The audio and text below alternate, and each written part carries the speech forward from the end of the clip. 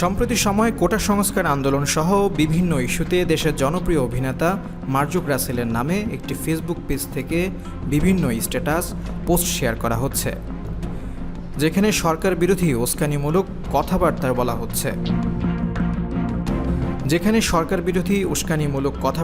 হচ্ছে। সাধারণ মানুষের মাঝেও বিভ্রান্তি ছড়ানো হচ্ছে। বিষয়টি নিয়ে বেশ বিব্রতকর অবস্থায় পড়েছেন অভিনেতা মার্জুক রাসেল। কারণ পেজটি তার নামে তৈরি করা হলেও আদৌ এই পেজের নিয়ন্ত্রণ নেই তার কাছে। অন্য কোনো ব্যক্তি অভিনেতার নাম ও ছবি ব্যবহার করে পেজটি পরিচালনা করছেন,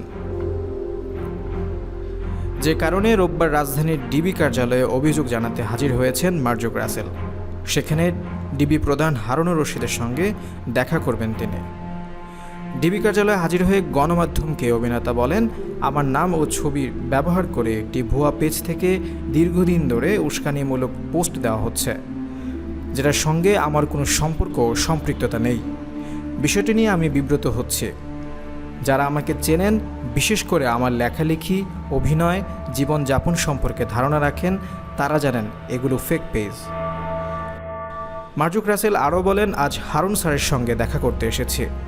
যারা আমার নামে এই ফেক পেজগুলো চালাচ্ছে তাদের বিরুদ্ধে যেন ব্যবস্থা নেওয়া হয়, কারণ এই পেজগুলোর কারণে আমি আমার দর্শক ভক্তদের কাছে বিব্রতকর পরিস্থিতিতে পড়ছি।